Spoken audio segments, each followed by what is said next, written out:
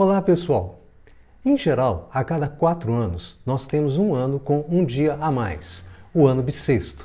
Nesse vídeo, nós vamos entender por que precisamos dos anos bissextos, como os povos antigos descobriram a necessidade deles, qual é, de fato, a regra para se saber se um ano é bissexto ou não, e também vamos entender a razão desse nome bissexto. Por que é que o ano que tem 366 dias é chamado de bissexto? E não é porque tem 2 dígitos 6 no total de dias, não. Vamos lá? Vamos falar em calendário. É um conjunto de regras que vai associar um número inteiro de dias em períodos maiores, com a finalidade de contar a passagem do tempo em escala maior do que um dia. Qualquer um de nós pode criar um calendário próprio, por exemplo, para um grupo de amigos, um calendário secreto que só algum grupo de amigos conheça. Mas nos interessa um calendário que seja útil para todas as atividades do dia a dia. E essas atividades do dia a dia podem ser fortemente influenciadas pelas condições meteorológicas, temperatura, chuva, duração do dia claro. Tudo isso é importante e o nosso calendário deve nos dar uma previsão dos dias em que nós teremos mais frio, mais calor, mais sol, menos sol. E é disso que vamos tratar agora para entender por que é que nós vamos precisar do ano bissexto. Primeiro, vamos entender o conceito de dia, fundamental para o nosso calendário. Aqui nós temos o observador. Esse observador vai estar situado ao sul do Trópico de Capricórnio, ou seja, ao sul da latitude de São Paulo, simplesmente porque isso facilita o desenho e os raciocínios que eu vou fazer. Aqui você tem a representação do zênite, que é o ponto mais alto da abóbada celeste. Você pode imaginar que a partir do observador você tem uma vertical, essa vertical intercepta a abóbada celeste no zênite. Aqui o polo celeste sul, que não tem tanta importância agora nesse raciocínio. O que importa é que para esse observador o Sol nasce ao leste, se ergue no céu com o passar das horas, chega ao ponto mais alto para esse observador, que é o que vai caracterizar o meio-dia local, ou meio-dia verdadeiro, e o Sol prossegue seu movimento até se pôr no horizonte oeste. Ele vai ainda até a meia-noite, embora ele já não seja mais visível para esse observador, e vai prosseguir o seu trajeto até repetir esse ciclo na manhã seguinte. Pois bem, vamos precisar de uma forma precisa para definir a duração do dia, e nós vamos utilizar para isso o seguinte conceito. Veja, aqui nós temos o observador na mesma posição, num plano horizontal. Aqui ele instalou um mastro vertical, que na antiguidade era chamada de gnomon, e ele vai verificar de novo aquele movimento do Sol, mas dessa vez através da sombra que esse gnomon vai projetar nesse plano horizontal. Quando o Sol está mais ou menos no meio da manhã, ele tem uma sombra longa. À medida que o Sol se ergue no céu, essa sombra vai diminuindo, até chegar a um valor mínimo. Depois o Sol vai para a parte da tarde, a sombra volta a aumentar até que o dia termina. Pois bem, nós temos ali uma direção muito característica, que é a direção da sombra mínima. Essa direção vai ser utilizada para traçar uma linha muito importante para esse observador, chamada linha do meio-dia ou meridiano, traçada do pé do gnomon na direção da sombra mínima. Com essa linha, ele vai poder definir os pontos cardeais para ele. A perpendicular a essa linha vai caracterizar os pontos cardeais leste e oeste, leste do lado do nascente, oeste do lado do poente. E a linha meridiana vai caracterizar os pontos cardeais norte e sul. Pronto, ele tem uma ótima referência agora para poder marcar a duração do dia para ele. Vejam. O mesmo observador, agora de posse da linha meridiana, nós temos ali o zênite, como eu já expliquei. A linha meridiana permite definir os pontos cardeais norte e sul. E vejam, se ele imaginar um arco passando pelos pontos cardeais norte e sul e pelo zênite, nós teremos o que é chamado de meridiano superior para esse observador. E é justamente a passagem do Sol por esse meridiano é que vai caracterizar aquele meio-dia verdadeiro. Ele vai ver o Sol passando pelo meridiano e, simultaneamente, nós temos a sombra do gnomon passando pela linha meridiana. Então é fácil marcar o instante em que esse fenômeno ocorre e, a partir daí, você pode, então, ter uma forma precisa, inequívoca, de determinar o intervalo de tempo entre duas passagens sucessivas do Sol pelo meridiano superior local. Isso será o dia e a duração média dele é 24 horas exatas. Na verdade, o segundo vai ser definido para que o dia médio, definido dessa maneira, tenha 86.400 segundos, ou seja, 24 horas exatas.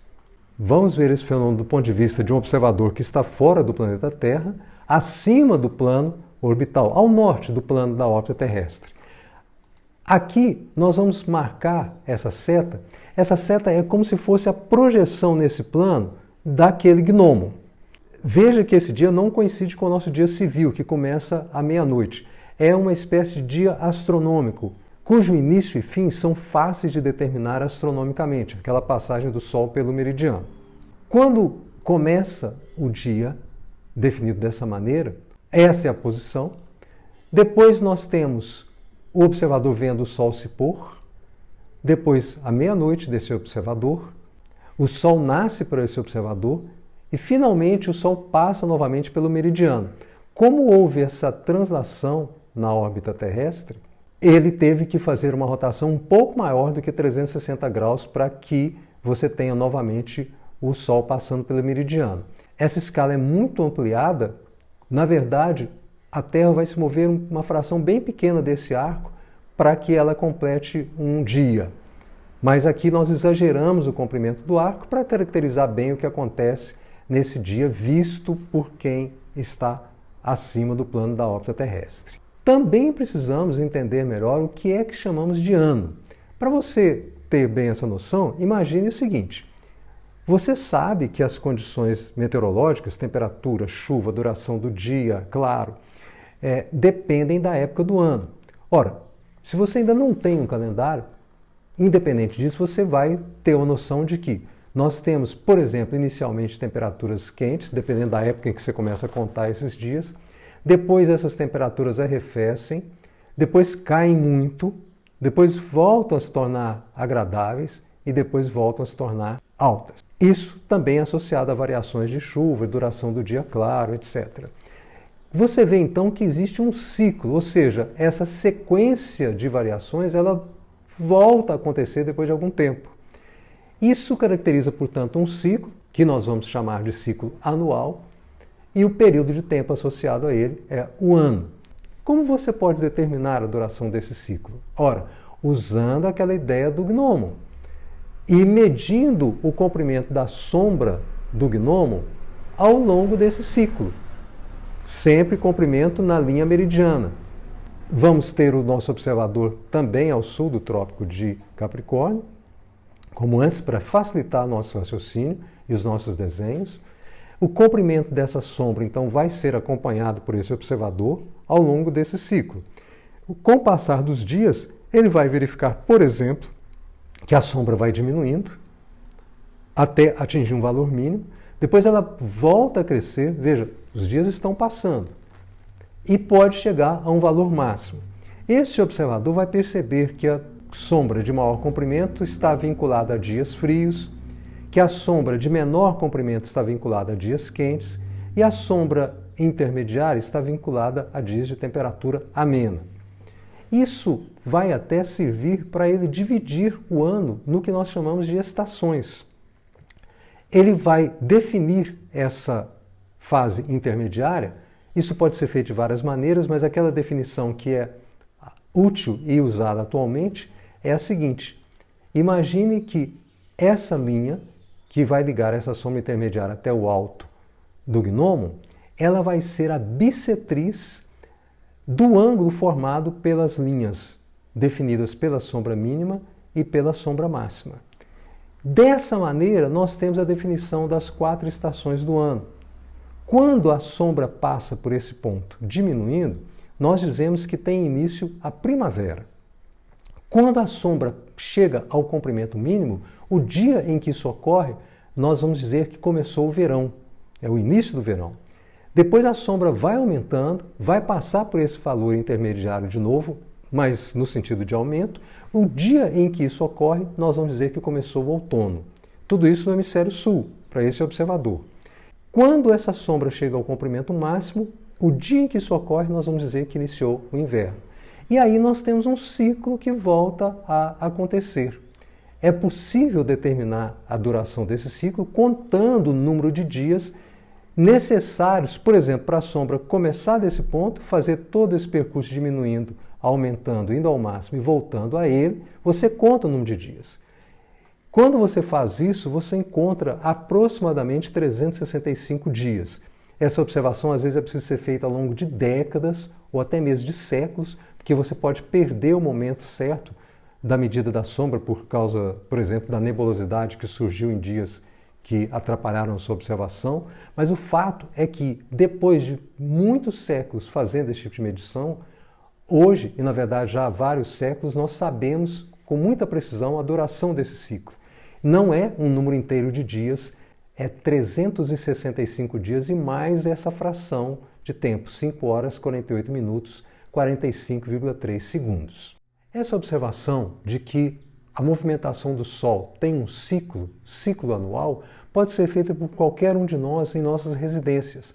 Por exemplo, você tem uma janela na sua casa que durante parte do tempo não recebe luz solar, mas que em certa parte, em alguns meses, a luz solar entra por ela, atinge certas partes desse cômodo e depois volta, deixando de incidir por essa janela durante outra parte do tempo.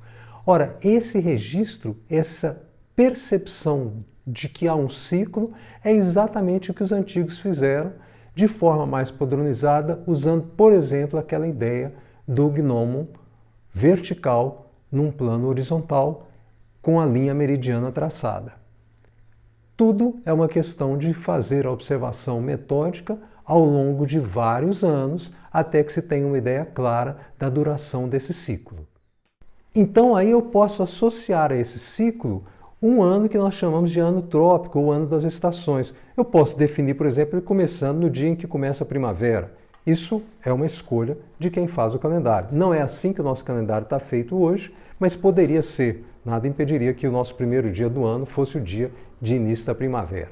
Aqui, para que vocês tenham noção clara de que a sequência de estações caracteriza um ciclo que nós podemos definir como o ano das estações. Do ponto de vista do observador que está fora da Terra, naquela posição ao norte do plano da órbita terrestre, o que significa para ele esse ano das estações ou ano trópico? Ele vê a Terra a partir de um determinado ponto e começa a observar a translação dela em torno do Sol. Então ele vai vendo que isso vai acontecendo, leva um grande número de dias, vai acontecendo, até que ela volta exatamente à posição em que ela estava antes. Isso vai caracterizar o ano trópico, uma volta completa da Terra em sua órbita. Sabemos que a duração desse ano trópico é essa, que está aí na tela, já foi mencionado. Em representação decimal seria esse valor. Mas o ano do calendário não é quebrado, são 365 dias. Então o que ocorre? Ora, vamos ter como referência para início da contagem do nosso calendário um dia específico, uma hora específica, 12 horas do dia 21 de março de 2000.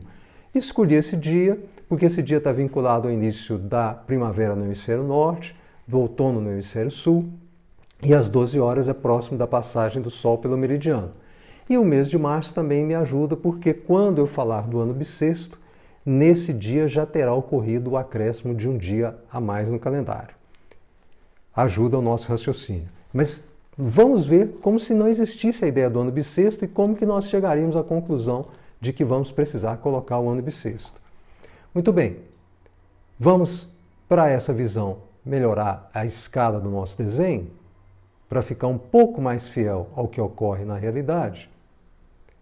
E aí nós vamos ver o seguinte, vamos marcar de amarelo aquela posição original, dia 21 de março de 2000, e aqui agora vocês estão vendo a Terra no mesmo horário, mas no dia 21 de março do ano seguinte.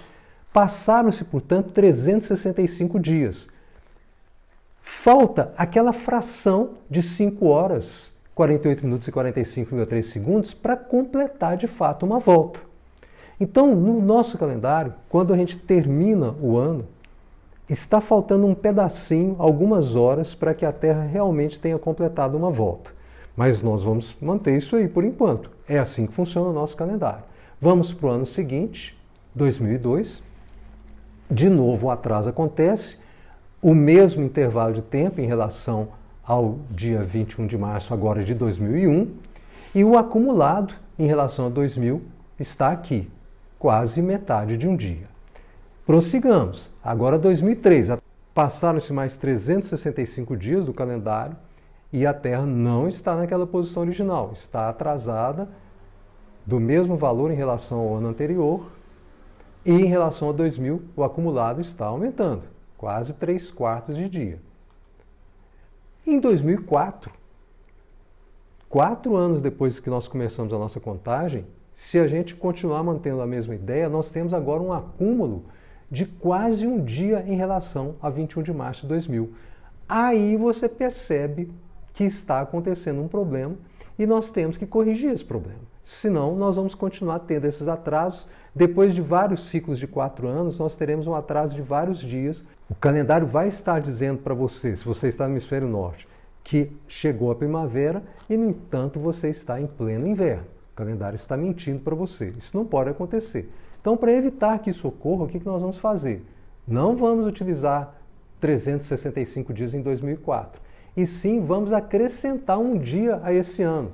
De modo que às 12 horas do dia 21 de março de 2004, ao invés de a Terra estar aqui, ela estará aqui, quase coincidindo com aquela posição original do ano 2000, embora um pouquinho à frente, quase 45 minutos. Por quê? Porque o atraso era de 23 horas e 15 minutos, 1,2 segundos, e você adiantou um dia inteiro. Então, 24 horas menos esse atraso é que vai te dar o valor, de fato, do avanço que você ficou em relação à posição de 2000. Mas nós tivemos uma melhora boa. Ficamos muito mais próximos daquela posição original. Vamos ver agora como que os antigos perceberam isso, porque eu estou colocando ali do ponto de vista de um observador que está no espaço. Como que os antigos perceberam? Ora, eles tinham como referência aquela sombra do gnomo passando pela data que foi definida como início da primavera. Se a partir daí você contar 365 dias, você vai perceber que quando chegar o mesmo dia do ano seguinte, a sombra do Sol está ainda um pouco longa, não chegou exatamente no ponto de início da primavera. Mas você aceita isso e prossegue sua contagem. Passam-se mais 365 dias e a sombra, de novo, não coincide com aquela posição original. E você tem uma sombra um pouquinho maior ainda do que no ano anterior. Isso vai se acumulando. No terceiro ano, mais um pouco. E no quarto ano, você já tem esse acúmulo. A sombra está cada vez mais longe daquela que era considerada inicialmente a referência para o início da primavera. No Antigo Egito, na verdade já na dinastia ptolemaica, esse faraó, Ptolomeu III, também conhecido como Euergetes, os astrônomos a serviço dele propuseram que se fizesse a correção a cada 4 anos. Por quê? Porque eles perceberam que se você acrescentasse aqui um dia, esperasse um dia para verificar novamente o comprimento da sombra, ela quase que coincidia exatamente com a sombra original do dia em que começou a contagem desse ciclo. Então, isso mostrou que seria conveniente se acrescentar um dia ao quarto ano, depois do início da contagem, e esse dia passou, portanto, a ter 366 dias. O nome bissexto nós vamos explicar mas no final do vídeo, mas essa é a ideia que foi adotada nessa época, e aí nós ficamos com uma duração média de 365,25 dias para o ano das estações. É só você fazer a soma dos 3 anos com 365 dias, mais um com 366, divide por 4 para ter a média, você tem esse valor aqui, que não coincide com aquele valor que nós já temos para o ano das estações, que tem uma fração mais longa aqui, menor do que essa, mas já é a primeira correção que a gente viu ser feita em razão do atraso que eu mostrei para vocês, que pode ser visto aqui na Terra dessa maneira e pode ser imaginado do espaço da forma que eu mostrei até agora para vocês. Prosseguindo o nosso raciocínio, vamos ver o que acontece depois. Ora, nós estávamos em 2004. Vamos agora representar, então, de novo em amarelo aquela posição original de 2000, agora em verde a posição em 2004, já corrigida pelo ano bissexto. Vamos isolar as duas aqui e vamos ver agora o que acontece nos anos seguintes. 2005, 2006, 2007. Veja, não são bissextos, estamos ficando atrasados de novo. Quando chega 2008, aí vem a pergunta. Já se passaram 4 anos. O que aconteceu? Ora, um atraso acumulado em relação ao verde, ao 2004, de 23 horas, 15 minutos, 1,2 segundos. Vejam que está na hora já de uma nova correção. Portanto, vamos fazer de 2008 um ano bissexto, acrescente-se um dia ao calendário e ao invés dessa posição, no dia 21 de março de 2008, a Terra estará nessa posição avançada de quase 45 minutos em relação a 2004. Então, isso está anotado aqui. Em relação a 2000, o avanço é de quase 1h30. E agora, nós temos, portanto, essa sequência de posições nesses intervalos de 4 anos. A cada 4 anos, às 12 horas do dia 21 de março, a posição da Terra está quase 45 minutos adiantada em relação à posição no mesmo dia de 4 anos antes, com essa correção do ano bissexto a cada 4 anos. Vamos melhorar aqui a nossa escala. Aqui eu estou interrompendo a órbita para pegar um ponto bem além. E vamos ver o que acontece, então, nessa sequência de 4 em 4 anos. Vejam, nós vamos ter 2012, 2016, 2020, 2024, todos bissextos, 2028. Quando chegar em 2100, o que terá acontecido? Nós teremos um avanço, ou teríamos um avanço, de 25 vezes aquele intervalo de quase 45 minutos. O que dá 18 horas, um pouco mais de 18 horas, quase 3/4 de dia. Vocês vejam que já está surgindo um erro aí. E você veja que, olha, então de repente seria adequado o quê? Tirar um ano bissexto. Mas você veja que poderia até esperar um pouco, né? O avanço é de 3/4 de dia.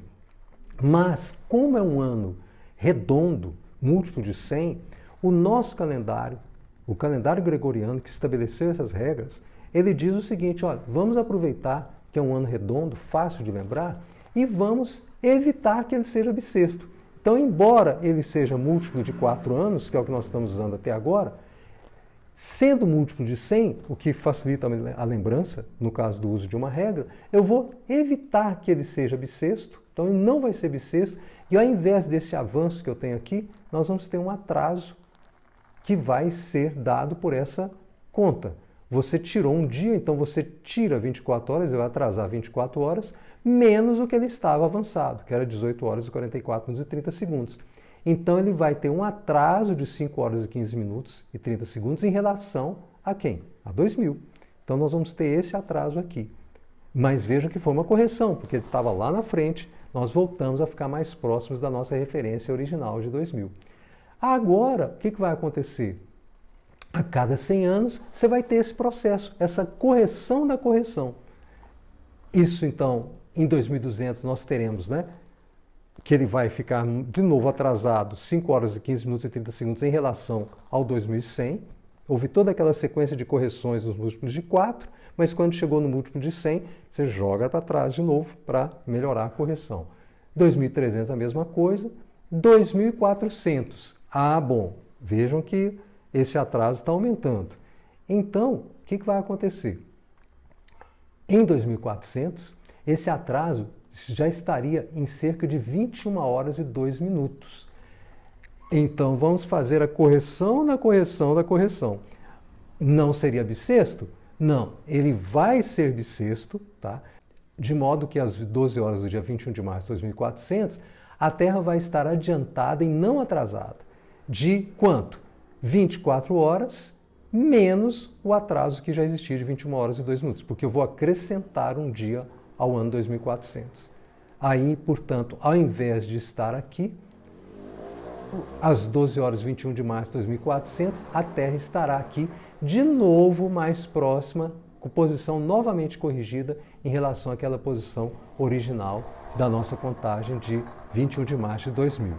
Essa sequência de regras é o que o calendário gregoriano nos propõe. Então vocês vejam que ele vai, utilizando dias inteiros nos anos, ele vai sempre propondo uma correção da posição da Terra para que ela não fique muito afastada da posição original. Se nós seguirmos esse raciocínio, vocês vão ver que a cada 400 anos vai haver esse avanço de quase 3 horas em relação à posição original. Então, teoricamente, em 21 de março de 5200, a Terra estaria adiantada de quase um dia já em relação a 21 de março de 2000. Então já seria a hora de uma nova correção da correção da correção da correção. Mas isso o calendário gregoriano não prevê. As regras são essas que eu mostrei para vocês até agora. Como, na verdade, esse calendário foi instituído em 1582, essa correção que seria feita, que poderia ser feita, seria no ano de 4800. Mas essa regra não existe e quando chegarmos a 4800, bom, a humanidade que existir lá, quem existir, se existir, dará uma definição sobre se vão adotar essa correção ou não. Isso já não cabe a nós. Mas fica aí a ideia de que realmente ainda há um erro que pode vir a ser corrigido no futuro. E o nome bissexto? Para entendê-lo, precisamos conhecer como os dias do mês eram denominados no calendário romano antigo. Aqui vocês vão ver que o primeiro dia do mês era sempre chamado de calendas. Era um dia fixo. Primeiro dia do mês, calendas. O dia que antecedia a metade do mês era chamado de idos. Conforme o mês seria o 15º dia ou o 13º dia. Depois você tinha uma espécie de contagem regressiva. No caso do idos, nós temos aqui o dia anterior chamado de pridia idos, sempre a mesma coisa em todos os meses. Seria uma espécie de véspera do dia. E os dias anteriores eram denominados de acordo com uma espécie de contagem regressiva, mas tomando-se como primeiro dia o próprio dia idos. Então você veja que aqui nós teríamos o terceiro dia antes do idos, mas na verdade incluindo o idos na contagem, o quarto, quinto, sexto. Quando você chegava no nono, aí você tinha de novo um dia com um nome próprio, nones ou nonae. O dia anterior a ele seria a véspera do nonas, pridia nonas, e os dias anteriores seriam de novo nominados conforme essa contagem regressiva que se observou antes do idos. Terceiro, quarto, quinto, sexto, nonas. Antes do nonas, mas os nomes eram assim. E a segunda metade do mês seguia o mesmo padrão. Por exemplo, vamos considerar o mês de novembro. O dia seguinte ao final do mês de novembro é o primeiro dia de dezembro, que seriam as calendas de dezembro. Ora, o último dia de novembro, portanto, é pridia calendas, a véspera de calendas. O penúltimo dia é o terceiro dia antes das calendas. E assim vai a contagem regressiva até chegar no idos. Com isso, você pode compreender o que se passa no mês de fevereiro, que é onde vai acontecer o acréscimo do dia no ano bissexto. Vamos considerar aqui os últimos dias de fevereiro, mas eu vou ampliar essa contagem para a gente ter mais facilidade. Então veja, normalmente, no ano normal, nós tínhamos essa contagem. O sexto dia antes das calendas, isso para fevereiro. O quinto dia, o quarto, o terceiro, a véspera das calendas e em seguida as calendas do mês de março. Isso ocorria em fevereiro porque na Roma Antiga, até certa época, o ano se iniciava com o mês de março e, portanto, terminava com o mês de fevereiro. Ora, os 5 dias finais eram considerados dias de festas, dia de mercado, dia de feira, algo assim. E o que se fez? Quando foi necessário intercalar, acrescentar um dia ao ano comum, o que se fez foi o seguinte: veio o sexto dia antes das calendas e a ordem foi: repita-se o sexto dia, que o sexto dia ocorra novamente. Então, aquele que era o sexto dia antes das calendas foi seguido de um bissexto dia antes das calendas, ou seja, o sexto dia de novo antes das calendas. E depois prosseguiu-se a contagem normalmente, quinto, quarto e terceiro dia antes das calendas, a véspera das calendas, em seguida as calendas do mês de março. Vamos mostrar nesse outro esquema linear para melhorar a compreensão do que ocorreu. Isso era o mês de fevereiro no ano normal, com 28 dias. Nós tínhamos essa sequência, o sexto dia, o quinto dia. O sexto dia corresponderia ao nosso dia 24 de fevereiro, e seguido o mês de fevereiro. E após o dia final de fevereiro, as calendas de março, primeiro dia de março. E os dias de festa eram celebrados os 5 dias antes de março.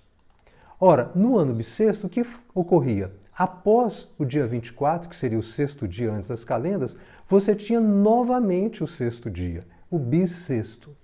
E após o bissexto,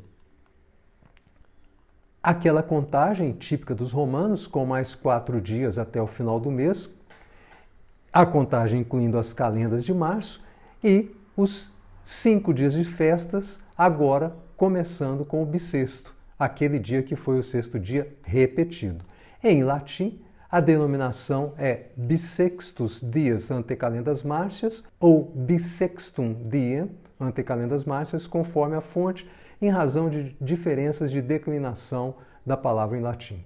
Essa denominação se consagrou na história e o nome do dia acabou passando a caracterizar o ano que tinha esse dia a mais, o ano bissexto, aquele ano em que o sexto dia antes das calendas de março era contado 2 vezes, era bisado. E vamos deixar claro então qual que é a regra vigente atualmente para a determinação do ano bissexto, que nós praticamente deduzimos com a explicação que eu dei anteriormente, mas essa regra ela foi estabelecida pelo calendário gregoriano em 1582 e consiste essencialmente no seguinte: a regra principal é: os anos múltiplos de 4 são bissextos. Por exemplo, 2020, 2024, 2028. Os que não forem múltiplos de 4 são anos normais, com 365 dias. A regra adicional é que aqueles anos que terminam em 2 zeros não são bissextos. Por exemplo, 1700, 1800, 1900, 2100, 2200, 2300. Mas os que forem múltiplos de 400 serão bissextos. Como nós já sabemos, 2000 foi bissexto, 2400 será, 2800 será. Outra forma de você enxergar essa regra é através de uma espécie de fluxograma. Você pega o número do ano e divida por 4. Se não for divisível por 4, ou seja, a divisão tiver resto 1, 2 e 3, o ano tem 365 dias. Aí estão alguns exemplos. Se a divisão por 4 deu resto 0, aí você faz uma pergunta: esse ano acaba em 00? Se não acabar em 00, então trata-se de um ano bissexto, terá 366 dias. Por exemplo, aí estão, inclusive, o ano de 2024. Se o ano acabar em 00, você faz uma pergunta: ele é múltiplo de 400? Se não for múltiplo de 400, não será bissexto. E aí estão alguns exemplos.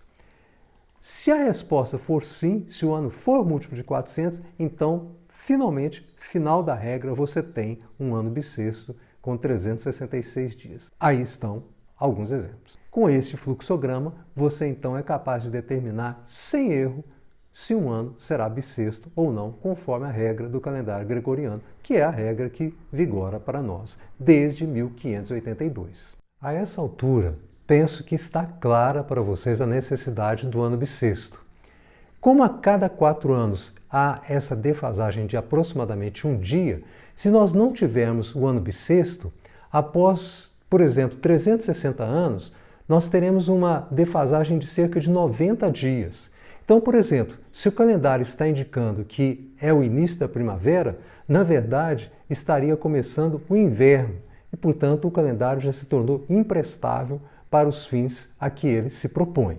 Outro aspecto interessante: quando nós fizemos aquela correção de que quando se chega no 100º ano, que deveria ser bissexto, você faz com que ele não seja bissexto, vocês devem ter percebido que a defasagem não tinha completado um dia ainda. Era perto de 3/4 do dia. Se você fizer as contas, você vai reparar que o ideal seria que se esperasse mais 7 períodos, ou seja, 28 anos, e se fizesse a correção, a supressão de um ano bissexto, por exemplo, em 2128.